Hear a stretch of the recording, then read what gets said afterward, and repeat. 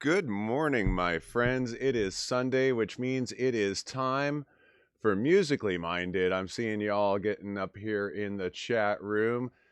We've got Princess in the house, Princess Luna Organa, Tans Machina's in the house, Syrinx, Frantic Star. I don't know how to say yours. I'm gonna just say Enlightened. All right, Enlightened. That works. And hi, everybody. Thank you so much for joining us. It's Sunday. It's time for some musically minded conversation. Of course, we've got DJD42, your hostess with the mostess in the chat room and joining us here on the air. And of course, she lets you know all the good things that are going on. And boy, we've got a lot of good things going on. This past Wednesday, we just had the 2-year anniversary of MTV TV. We did our 2-year show, and that was just amazing. And thank you all for joining us for that. That was quite a celebration. And let's see. So we originally thought that we weren't going to be doing shows this weekend. We did Wicked Party last night and doing this show today. I thought I was going to have a biopsy on Friday and would be recovering, but they kind of canceled at the last minute. So that's why we're doing shows now. So as we talk about stuff in the future, it could change a little bit depending on what they want to do with me. But for now, the plan is that we're going to have, before I go any further, it's Diana's birthday today. Throw a whole lot of emotes up in the chat for Diana's birthday. Say happy birthday to Diana. And we kicked off her birthday week last night, had a good party. And so on this coming Saturday night, we're going to have her official birthday party. It'll be a Spooky Spins. We'll be in the haunted house. We'll have some friends by as well in real life, which will be nice. And hopefully y'all will join us for that as well, because Diana's birthday all week long. Why not? And then, of course, we'll have Musically Minded next Sunday. This Wednesday over on MTV TV, we've got Raziel Panic of You Shriek hosting New Music O'Clock, and he is both an old friend and someone I admire greatly, and a bit of a mentor as well. So very excited to have him joining us on MTV TV. He does get on Art of Rock on Saturdays with Zoog and the gang.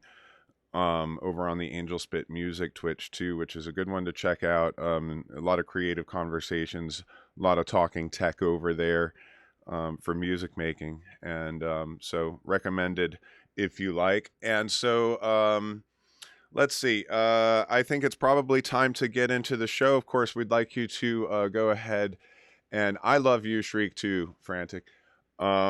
And you don't have to miss that band. Rozzy's putting stuff out. Check out the show on Wednesday because he's got some new stuff for us. And so let's see. I lost track of where I was because you Shriek love, right? Boston. All right. So do get your questions up there, Frantic. I think you said that you had a question for us today, so get that up into the chat. But to get us going, so last week we kind of got on to the impossible to answer question. What does being a DJ even mean? Of course, we knew we weren't going to be able to answer that question, and we will be continuously answering that question forever. We did talk about a lot of different things that you can do with DJing that, some of them are careers and some of them are hobbies. And, the important thing being that everybody gets something out of DJing, that experiences DJing, and everybody has their own goals, where you want to take it, what drives you, that sort of thing. Like we didn't get, how do I say, we didn't get too deep with that. Again, there's a lot of different ways that DJing can be approached. But we did veer off because Diana had a question herself about preparing and the differences between playing to a live audience, playing to an audience on Twitch, the kind of feedback that we get, that sort of thing. So we did dive down a nice rabbit hole on that. But Diana, this is the point that I wanted to say. Where do you want to pick it up from last week? Where did we leave off as far as where do we want to go here? Oh, geez. Okay, so I am new to Serato. I am learning that. However, if I go back to my reference from last week about I'm used to production in terms of cutting tape. And now we're getting into the digital side of things and looking at how um, production now relates to the digital side of things. Instead of cutting tape, you're using programs. What are your um, best programs for production, and like how do you relate that to the analog? Ah, wow. Okay, so this is good stuff. Ha ha ha ha. Yeah, cutting tape. So of course Diana's Diana was talking a bit last week about her background in broadcasting, terrestrial radio, and then moving into digital radio in a time when digital radio was really produced the same way as terrestrial radio, just broadcast on digital stations. Mm-hmm. And now, of course, everything we do is digital. Everything that we do. So yeah, analog. Going from analog to the digital age. So the nice thing is that if you know how to do it analog, you'll figure it out digitally. Diana has heard me say so many times, what do they call it and where do they keep it? Every different software environment that you're working in, every different DAW or editor, whatever it is, digital audio workstation DAW, is going to have essentially the same functionality. Some of them will have greater functionality, but they'll all have the same basic functionality. And all of that functionality is based directly on what we could do with analog gear. Like it was designed to mimic, not so much mimic. I don't want to say mimic, although in a lot of cases that's true. We'll get to that when it comes to DJ software and controllers.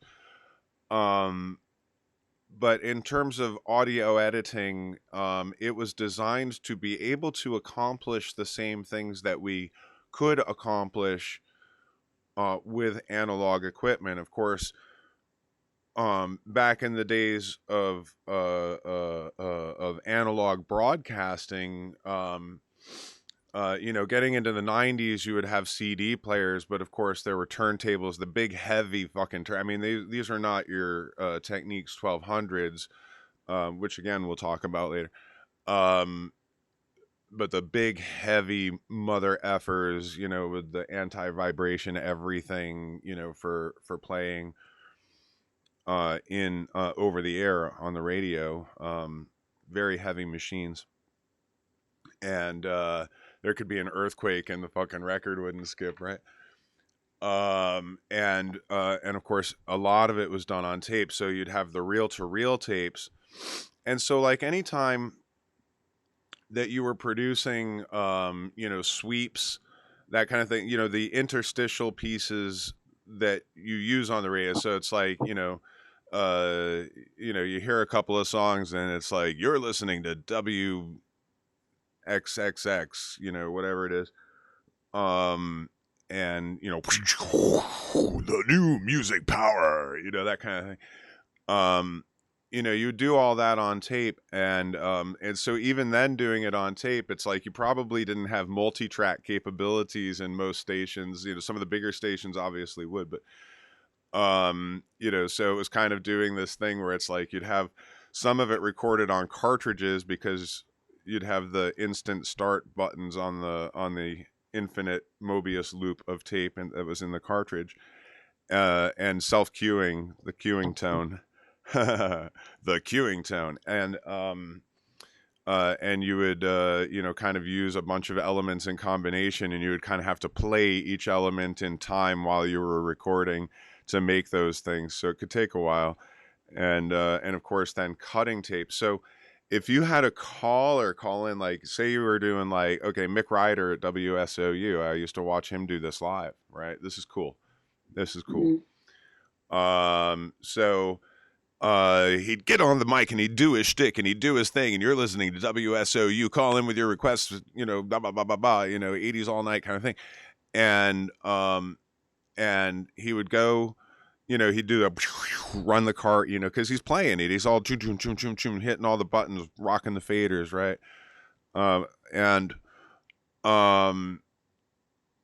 And then he'd be like, okay, and he'd pop off the headphones, turn off the studio monitor, the phone would be lighting up. He'd get on, he'd be like, WSOU, what can we do for you tonight? You're listening to, kind of do his little shtick thing, and then they'd be like, oh, hi, yeah, so, could you maybe, play like maybe some, like Culture Club? And so it'd be, so you would take all that, and then he would record the phone call. He would end the phone call with his shtick kind of thing, and he would record the phone call, and then he'd grab his white china marker and the razor block and the razor, and he would go and he would rock the reels. He'd like rewind it to the beginning. He'd listen to the part where he did his thing, and he'd mark it off, and then he'd listen to the part where the person finally got to actually talking, and he'd mark it off, and he'd slice out that bit, and into the fucking bin it went, and bam, he's got the thing taped back together. And then he would like literally the song would end. So this is like 3.5 minutes, maybe, maybe two songs in a row, 7-8 minutes. And he would literally play that recording in on the next air check. Yes. And it was just amazing because, it takes, like, you have to have like the core skills and be able to do it really quickly in a situation like that. It's pure art. Okay, so again, this is when Diana's getting into it, is when in the broadcasting thing, is that producing, literally cutting tape, rocking the reels, that 1/4-inch stuff. Yes. Dusty Chin, good to see you. Thank you for joining us, my brother. Dusty Chin, the inspiration for Musically Minded, because he said he'd like to get a peek behind the curtain at the DJing thing, and I was like, well, that could take forever. So we started a series. So yeah, Diana, of course you're gonna remember what it was like when you're doing every element, and of course, what are you trying to avoid most? Dead air. Dead air. Yeah. And of course, we're still trying to avoid dead air. We hate dead air. Dead air is like a dead fucking stop on your dance floor, that's for sure. Like, I hate when I hit the wrong button. And I'm going to tell you this, after nearly 30 years and thousands of gigs doing this, I still hit the wrong button. Not just once in a while, I mean, pretty fucking often. Of course, the trick there is to be good enough to save it before anybody else notices. Hopefully. Hopefully. But anyway, DJ Big Daddy, hey. Yeah, see? Yeah. Hitting the wrong button sucks. I'm sorry that happened to you. It will continue to happen to you. My apologies. It will continue to happen to me. We do our best. But so how does that relate to the new technology being the question here? And so so you've got a lot of tools out there, some very good tools that are free. Audacity is a really powerful piece of editing software, and it is kind of, I mean, it's it's pretty much Audition. It's a little bit different. Adobe Audition is my go-to editor. Part of the reason for that is because way back in the day, in the early '90s and into the mid '90s, the most powerful digital editing program out there, I think, was Cool Edit and Cool Edit Pro, and I loved Cool Edit Pro. It was like the thing that that's where I translated from analog to digital. Was at that time. I stopped cutting tape, and like my reel to reels started collecting dust, and finally I sold them so that I could buy more powerful processor. Because then we went digital, and so Cool Edit was fantastic, and then Adobe ended up buying Cool Edit, as they have done many times. I was using whatever, I can't remember what Lightroom was before Adobe bought it, but I was using Lightroom before Adobe bought it. There's a bunch of programs out there that were something else, and now they're part of the Adobe thing. Of course, the nice thing about that is that they're so much fucking better. Like, I absolutely love the latest version of Adobe Audition. Like the tools that are available in that are um I mean, it's come light years since back then. It's really amazing. But the analysis tools are super handy, especially if you're doing mastering. But that's a whole nother subject. So, how does it relate? So now we're looking at waveforms and timelines, and we can get such precise cuts. When we're talking about digital, usually, so when we're talking about editing digital, what we want to do is we want to do that same thing as Mick was doing with his China marker, and rock the reels and find that spot where we want to edit it. But then we can zoom in so fucking fine that you can get down to like the sample, and like the 48,000th of a second. And so what we do is we zoom in and we look for a zero crossing, where it crosses the 0 dB line, because if you have a wave that's an up wave going into another wave, it makes like a double camel hump kind of thing. It's going to go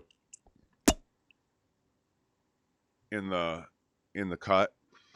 And so we look for zero crossings, and we edit where the waveform crosses the zero line. It's like you'll have one going down and it crosses the zero line, and then you cut the other one where it continues the down slope and then comes back up.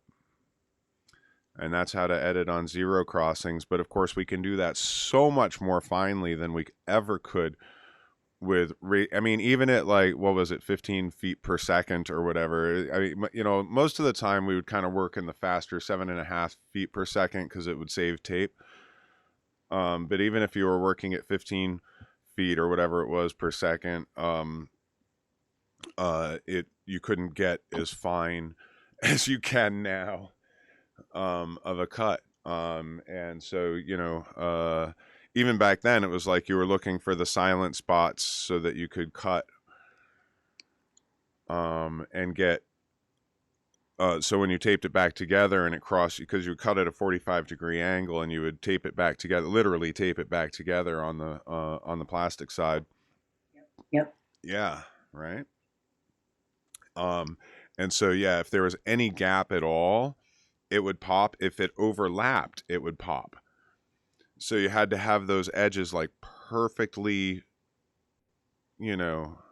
like perfectly soldered, so to speak, like to get that to work. So now, talking about Sarah, I did see Frantic put a question up in the chat, so we're going to get to that in a couple of I couldn't read it because it went by real fast. Diana's going to have to I got it. Diana's got it because that's what she does. It's her birthday. It's your birthday. All right. So DJ software. Now, when we're talking about Serato, it is also designed to be capable of doing what we could with the analog equipment. Of course, we have many more capabilities now, whereas like, okay, so I'm going to jump back to like the cool edit and digital editing kind of thing. One of the things that was so great about these digital workstations that we have now is that you didn't need an outboard rack of effects processing and dynamics processing equipment in a chain in post, because now you can do it all right there in the program. It's like you have your reverbs and delays, right? And you have your compressors and limiters and all that kind of stuff. All of it is right there in the program, plus a lot more. And so you can get really fine control over your audio. I mean, all of this stuff, you'll remember in your radio station days, Diana, that so you'd have the console, and you'd have the turntables and the CD players, and you'd have the cart machines, Yes. 2 or 4 of those maybe, and Four. yeah, and then you'd have the whole desk where it was like you'd have the clock pasted up here, but then you'd have the file boxes over here. Yep. And then somewhere off in the corner was this big fucking rack. And that had Yeah. all the outboard stuff in it, right? And most importantly, the last thing in the chain was the compressor and limiting gear, because it would have to be compressed to the right specs for broadcast, to the right loudness. Did you know that that AM stations have to lower their power at night because it changes the skip, the atmosphere? They have to lower it by 6%, I think, the strength, because when we don't have the sun interfering with all that solar noise, radio signals travel further. AM, especially amplitude modulation signals, travel further. So AM stations actually have to turn down at sunset their actual power rating, their transmitter power. Isn't that interesting? I know. Completely random sidebar. Things you didn't know. Frantic sides. Never knew that. Yeah.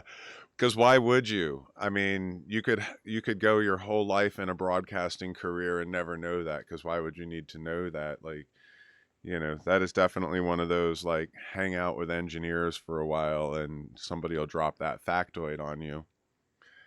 Just happened to you. All right. So, what if it's SXM series? That's satellite.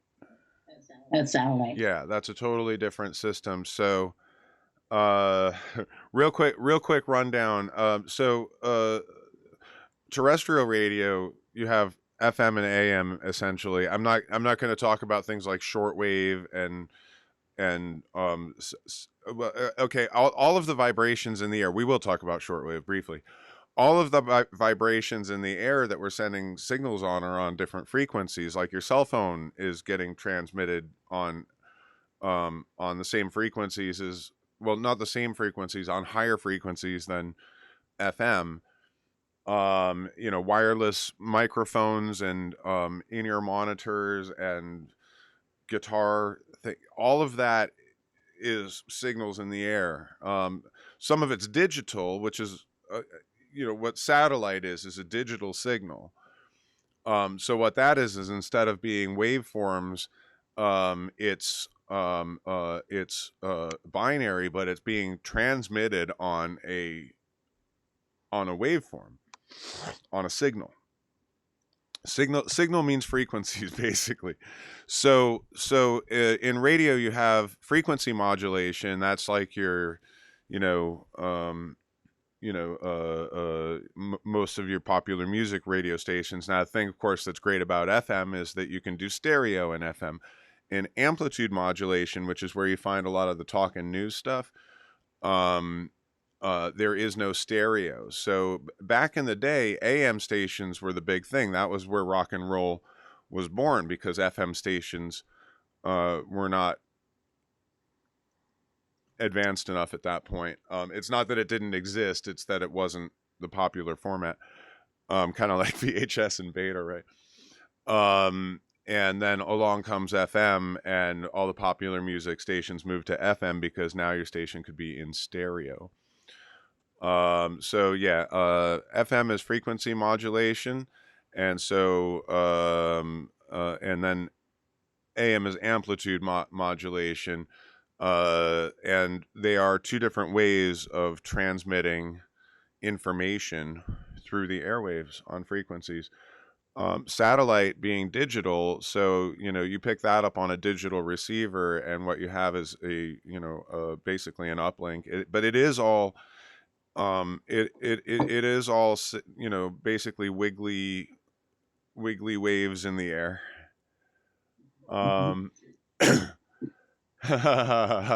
Dusty Chin says, I feel like I am back in our 9th grade Lakeland Regional High School. That's what LRHS means, electronics class, which which he almost failed, he thinks.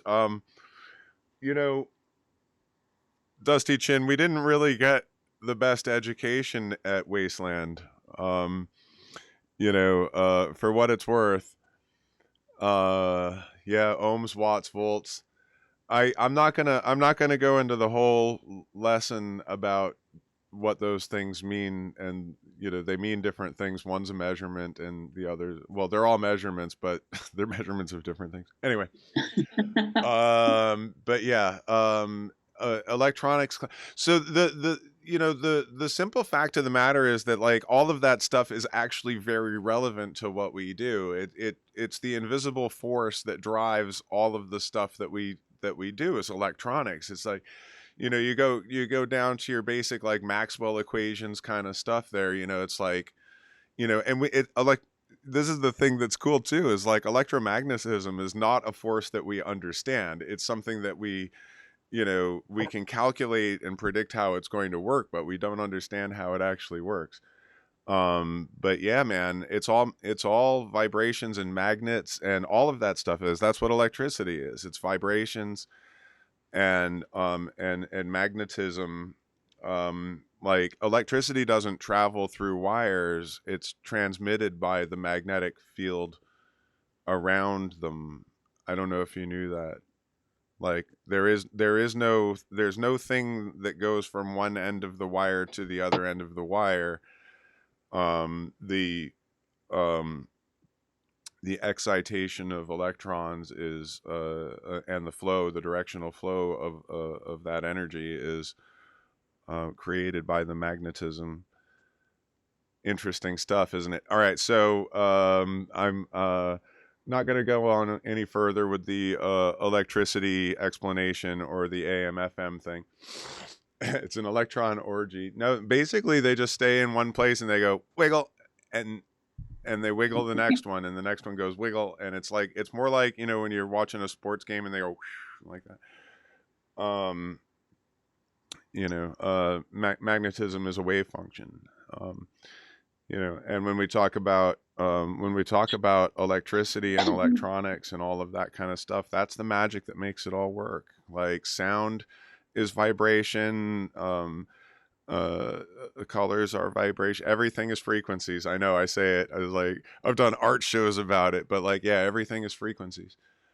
Getting the electrons all excited. Oh yeah, baby, wiggle wiggle. All right. So how does something like Serato, then, a digital DJing platform, digital DJing software, how does that relate to the analog software? And and so the simple fact again is that all of these things are designed to accomplish the same function as the analog gear. Which is why, back when we were talking about beat matching a few weeks ago, I was talking about pitch faders go in the traditional direction of the motors.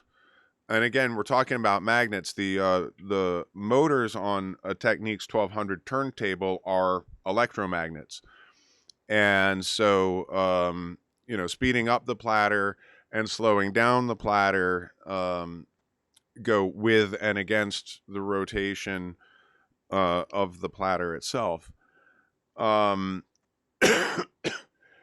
these do the same thing. When you have these on the NS7, they're motorized platters. There aren't a lot of controllers that have motorized platters. These are now out of production and have been for a little while. Now it's the Rain 12s and the Rain 1, and I think Pioneer has the Rev now. That one is a motorized controller. They have after all these years of never having any motorized platter anything, Pioneer now has a motorized platter controller, which they ought to do with their CD decks, and then I'd probably like them better. I mean, I'm gonna say this, I don't dislike Pioneer gear, but I don't like playing on static platters, so I would like them because they would have motorized platters. Everything that happens in Serato is the same thing. So, part of the reason that Serato is designed in this way with crates, they don't call them folders, they call them crates. They're just folders. But what it is it's designed to mimic flipping through your crates, because you'd have your milk crates full of 12 inches, right? And so you have an organization system that's basically like, so if Diana were to pull down her green screen, what do you have behind your green screen, Diana? I have a record collection. She's understating. I have a record collection. She has a wall of records. I do. So what you would do is, if you were going out on a club gig or a mobile gig or whatever, is you'd have your wall of records and you'd go through and you'd throw a bunch of stuff. And we were talking about this last week when talking about preparation. You'd find the records that you want to set the tone for that event. And you would put them all into a crate, and then you'd kind of give them some order as you go, which is what we call the preparation crate. So you have the prepare crate on Serato, it's preparation crate, so you can get ahead of yourself. Which of course you can then like copy into a crate, like a Serato crate, like an organization crate. It's incredibly useful. It's so much more useful than you can imagine if you've never hauled fucking milk crates up uncomfortably long staircases in the dark. And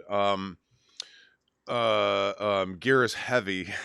Traditionally, gear is, it's the technology has made it so a lot of stuff is lightened up. And so in Serato, instead of having turntables, like it literally mimics that right there on the screen for you. It's got the little thing going around that it's your positional information, and it has more information because it's got a clock on it that tells you like how long you've played and how long is left. And it used to be you'd be watching the grooves, you'd have the little cueing light on the queuing lamp on the turntable pop up, and that's how you would see the grooves in the record, so that you could see where it was, because it would shoot at an angle across the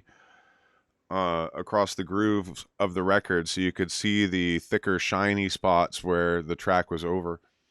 You could also see in the track itself, you could see like where it was stronger, more bass kind of thing, because it would, the grooves would be, how you say this, less shiny, and spots where it was like quieter in the track, the big breakdowns and stuff, it would be more shiny, like more space between them. But yeah, all of the things. So looking at the layout of the controller here, this mixer is exactly laid out like any old DJ analog DJ mixer was, like a Vestax or the Rain, or any of the battle mixers from the battle mixing age. Couple of turntables and a mixer, and all of it is, well, okay, so the controller here is an audio processing computer. Like it does the conversion from digital to analog and sends it out to the mixer and to the speakers. So the controller itself is also a computer connected to the computer that is running the software that this is controlling. But absolutely everything about it is laid out in the same way as analog gear. And of course, in Serato, you have a lot of other visual elements as well. We've talked about that with the waveforms, which, of course, if you are accustomed to the digital audio workstations we were talking about, then waveforms are waveforms or waveforms or waveforms. That's how we look at things now. Instead of looking at grooves, we're looking at waveforms. So yeah, everything about these digital tools that we have, and this crosses over to synthesizers and stuff like that too. Like I use Reason for production, and one of the things that I really like about Reason is that the user interface for everything is laid out in a way that in that case, very much mimics analog interfaces, like knobs, and you flip it around and the wires are all in the back and you can rewire everything to your liking, and you get a lot of control over it, and all of those are very much mimicking the same functions as analog synthesizers. So, and of course I could continue on this and go to video, even. Like, okay, so video, we have these video production suites where we can multi-track, we can stack tracks like crazy. You could never have done that on film or tape, not like we can now. Lots and lots of capabilities have opened themselves up in the digital realm that were either impossible or costly, unreasonably costly, certainly not accessibly costly. Yeah. Yeah, accessibility, that kind of just, I kind of got a rabbit kick in the head and was like, oh yeah, access, man. Like, think about this too. It's like, okay, so Diana, when you were doing the radio stuff, Yeah. were you doing it out of your bedroom? No, I went to a physical studio. You went to a studio. Mm-hmm. And they had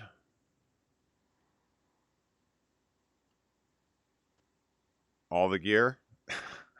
All the gear, everything was there. Could you possibly imagine what it cost? Whew. Right. No. Yeah. I mean, you couldn't afford to do that, right?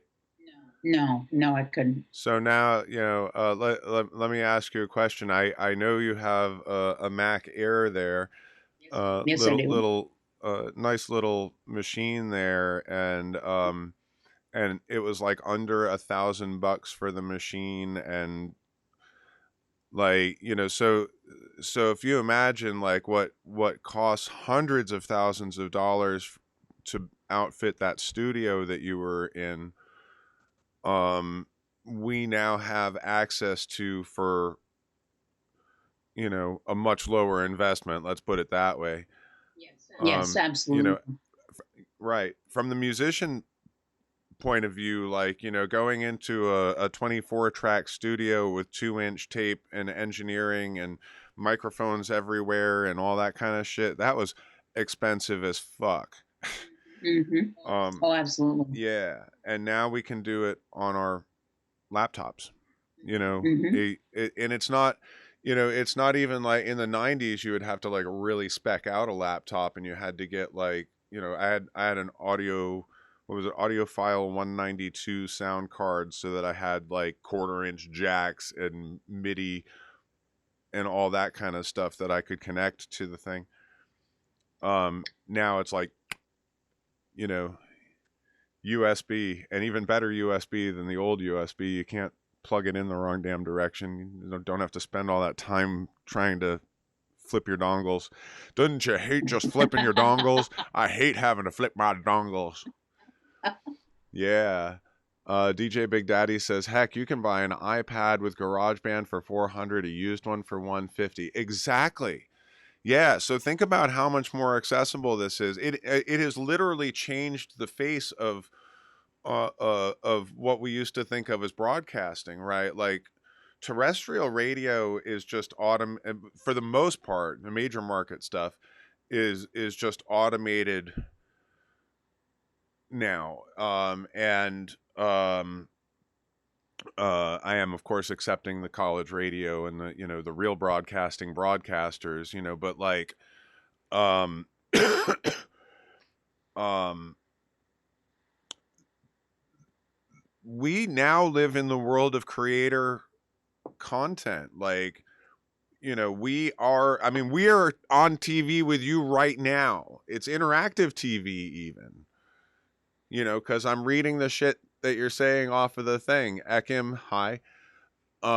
Is a family show. Fuck that. um yeah, Syrinx is saying, I've got a friend here that works for a local FM station, says he goes in to record his shifts. We were talking about that literally last week, right? How like it used to be personalities like work in the room, like I was talking about Mick Ryder. It was just fascinating to watch Right.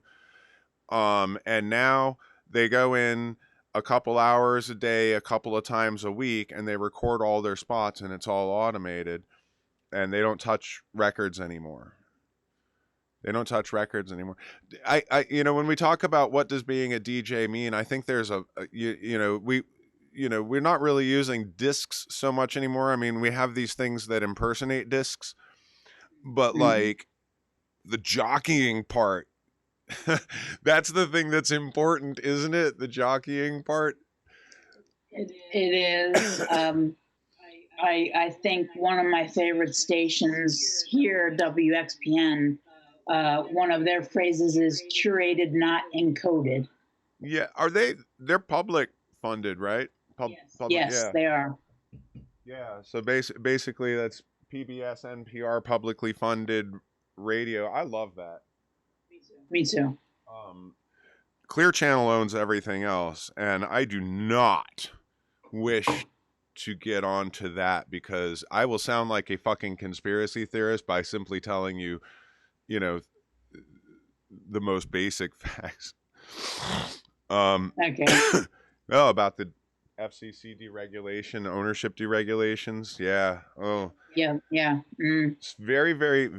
it's it's so much different than the radio that we grew up on. Right. Right. It's not even the same thing anymore. But now we live in this age of creator-based content. We do. Um, and so, you know, this is where, so like what you were doing back then kind of evolved into podcasting. It does. Like Yes. where, Very much so. I'm so sorry, the delay sometimes. I was stepping on you. It's okay. All right, so you know, so that kind of thing evolved sort of into podcasting and that sort of thing, and access and accessibility changed. Hmm. You know, people are able to produce. I mean, we produce fucking MTV TV. We do a video channel that it's like that would have been I mean, obviously it was, you know, MTV did it analog. They used to do it live too, like it was radio, and um, you know, that's a great deal of production. And you know, at the time it was revolutionary, because like, you know, it was like a steam engine. Nobody had put it all together that way before. um and and we're able to do all of this stuff because the digital technology has put the tools in our hand to create very high quality works. Um, of course, with everything, there's a fucking learning curve. It's like, oh, that reminds me of the thing that Ron Zabrocki wrote, the piece that he wrote on his Facebook. Ron Zabrocki, I am kind of just really lucky to know this guy. I know him through the Salem stuff, and he is an extremely prolific studio musician and has worked with some huge names over the course of his career. And he writes freelance for like Guitar World and other things. But he had a thing that I took a screenshot. But we're like right in exactly the kind of place that this is really relevant. So I apologize for the delay, but okay, here you go. And he teaches, by the way, he teaches guitar, and he's the kind of guy that like famous guitar players, like he teaches like famous guitar players, like he's an ongoing educator. And So he says, speaking of education, there are 4 levels to it. The first level is called unconscious incompetence. This means you have no idea how bad you really are. You're starting out and maybe you've got more balls than brains, but you're ready to go. And some people just think they learn a little thing and they're ready to become a rock star. And guess what? Some do. But this is the beginning level. That's your Dunning-Kruger stuff right there. The next level is called conscious incompetence. At that point, you really begin to understand how much you have to learn and how far you have to go. This should inspire you to work harder, practice longer, listen deeper, maybe work on those guitar lessons a little harder than your teachers are. Well, it says than your teachers giving you. So yeah, but you get what he's saying. The third level is where most musicians on this planet live, professional or amateur. It is called being consciously competent. These people have confidence in their abilities. They know their limitations, but they also know that they can play. They've got some game. Maybe can even get up, and if they are themselves, can get out there with the big boys and girls. I have to go to the next piece here. It's a great place to be, and some people can only stay there for the rest of their lives because of the next level, which is the ultimate level, I believe, in learning. It's what I call the jazz. This is where you are unconsciously competent. At this level, you are no longer thinking. When you are improvising, you don't have to think about it. You have a direct stream from either your mind, the cosmos, life experience, your ear, direct to your hands. You can make changes on the fly that you've never thought about doing before. It's a very inspired place to be. Some of the greatest have lived there, I believe. All right. That sums up so much. I mean, like, I could just say yes all the way across that, and it's the same thing with DJing or whatever. Like, we've talked about that a little bit before about getting to that place in your DJing when you're not thinking about it anymore. You're not thinking about how to do it anymore. You're listening to it in your mind, and you know how to do it on your gear. All of this digital stuff imitates that stuff. But yeah, I wanted to read that piece from Ron Zabrocki. Amazing guitar player. So I'm realizing now that we have about 10 minutes left, and I'm hoping, Big Daddy, it was on Facebook, and he was, Big Daddy says, would love to read that whole piece if you could share the link. It was posted on his Facebook, and I would be hard pressed to find it. I just took a screenshot of that part. I'm sorry. But I can ask him for it. You've got Ron Zabrocki's website up there and everything. Diana, you're amazing. Anyway, All right, so we've got about 10 minutes left, and Frantic had a question, and it is so far back there, I'm never going to find it, and I didn't see what it was. So, Diana, could you please? I do. I have that question. You rock. The question is a follow up from his last question on last week's show. After a week has gone by and you still haven't heard back from the booking agent or manager on whether or not they had a chance to listen to your mix, how much longer should you wait to send them another response, letting them know that you really want to DJ for them? Or do you think they're no longer interested if they hadn't gotten back to you? Sorry. I could hit the mute button. But this is not a professional show. It's 420 somewhere, baby. All right, so follow-ups again, huh? So again, we were talking about this a bit last week. Is that usually when you're dealing with a booker, they're talking to 20 other people too. And about how you don't want to be the little dog bouncing around Spike. What you want to do today, Spike? That guy. All right, so the question, of course, there too is like, did they ask for your stuff in the first place, or did you send it unsolicited? If you sent it solicited, you might never hear back from them. And there's a reason for that, and it's because you sent it to them unsolicited. Your first contact should be, hi, here I am, I like what you do, I want to do it too, would you like to check out my stuff? It's a courtship, man. I talked about this before, like it's all about developing relationships. And like, if, how do I say this?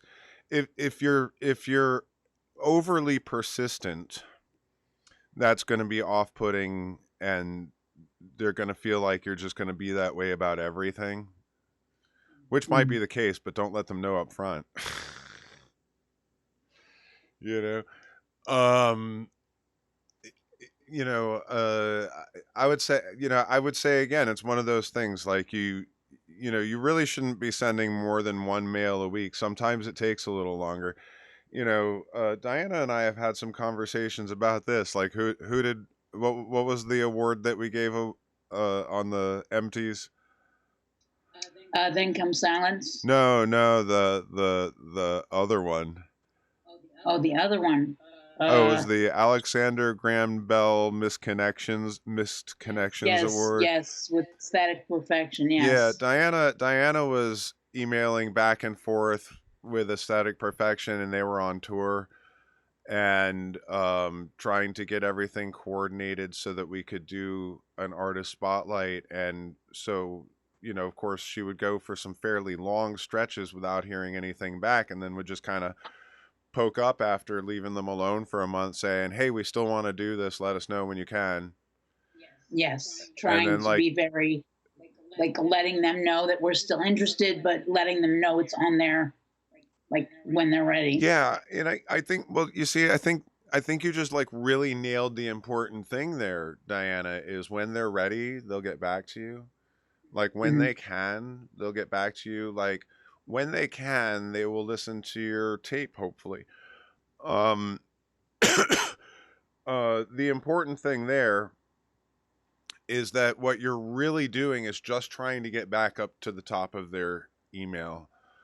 Like you've been buried, you're buried tomorrow. You send the email today, you're buried tomorrow. Yeah. It happens to both of us all the time. I'm the worst about it. Diana is much more organized. I try to be. That's why you're the program director. Like, I know all the software. That's why I'm the producer. Like, yeah. And I know how to contact and communicate. Yeah. and keep the communication Well, going. well, what would your advice be, Diana, in your experience? I mean, do you think I'm on the right track here, or do you have a different strategy? No, I think that's an excellent strategy, honestly, to kind of nudge, if you will, but let them know that it's on their time when they're ready for it. Um, yeah. So, well, here's a really tough question for you, I think, Diana. Because like, okay, so you do all this stuff with moderation on the, Hmm. moderating the Twitch channels and the festivals and putting out, I mean, a tremendous amount of information and organizing a tremendous amount of information. Um, how how do you feel that out? So like, so I think what I'm getting at is like Frantic has asked how long should it be, and I'm wondering like it, I mean it's kind of like we don't have the etiquette book, Miss Manners or whatever. Like what would Miss Manners say is kind of one thing, but like, you know the way that you talk about moderating the channel, is very balanced, and the way that you go about communicating with bands is very balanced, and I'm wondering if you can give us any kind of insight on how you feel that out.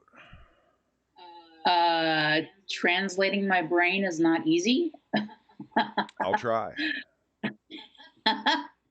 um, but honestly, open communication and keeping that communication flowing.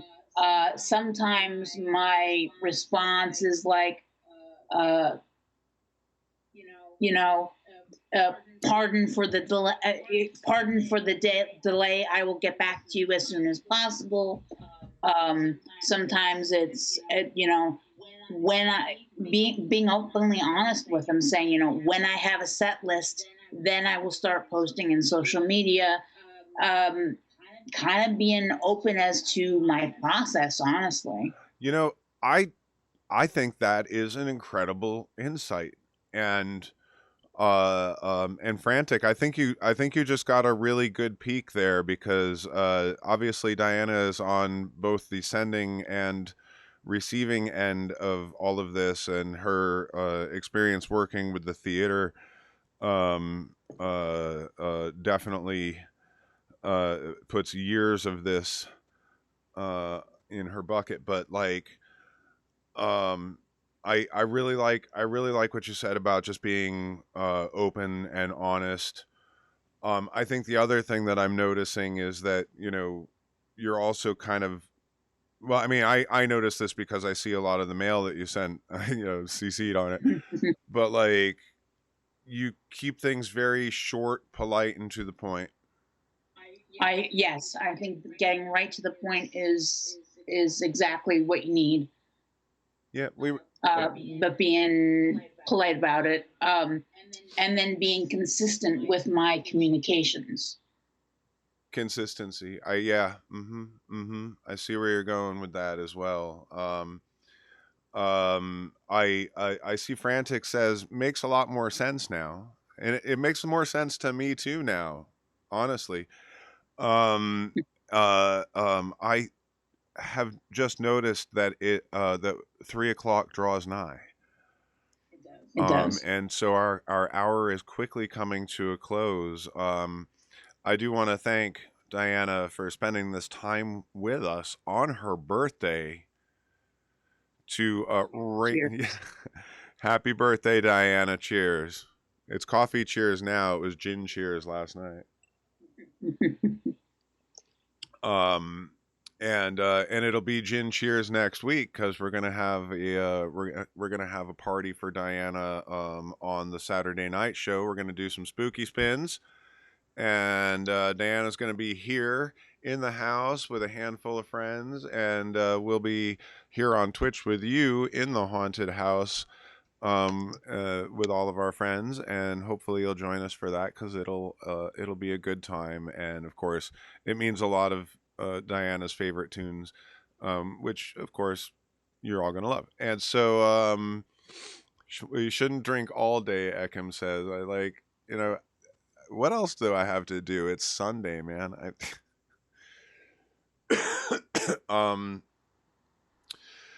so let's see what else is coming up. Wednesday, Rosie'll Panic if You Shriek on New Music O'Clock over on MTV TV. Next Saturday, Spooky Spin's birthday party for Diana. Next week, of course, next Sunday, we'll be back with more musically minded conversation with you all. So think about your questions for next week, because I'm sure that our conversation this week has left you questioning many things, like why you showed up in the first place, and perhaps why you were born in the first place, or perhaps why the universe is here in the first place. Because after listening to us ramble on, like, I think musically minded is an existential threat. I agree. It's a peek into the infinite. And so far, y'all have been able to handle it. So, good constitutions. So, yes. So, thank you for putting up with us. We're going to raid over to Space Couch. Yeah. And, Yes. And see what the Squawk Master has going on for us today. Thank you again, Diana. Thank you, Frantic, for the good questions. Thank you all for joining us and chiming in up here in the chat. And thank you so much for supporting us. Of course, I've got the Patreon, Addambombb. If you spell it right, you'll find me all over the internet, whether you want to see it or not. And of course, we've got the Patreon for MTV TV, which is EMPTYVEE TV, and that is our sort of primary project these days. It really 2 years. We just celebrated 2-year anniversary, and it's an experiment that. Well, we decided to give it a go, and here it's still going, and we're very proud of it. And I know a lot of you that are watching the show have enjoyed being part of that with us. So thank you for that as well. Is there anything else I'm missing, Diana? I think that's about it, honestly, for now. All right. Well, say good night, Diana. Good night, Diana. All right, we'll see you next Sunday for more Musically Minded, and thank you so much. Let's go to Curtin.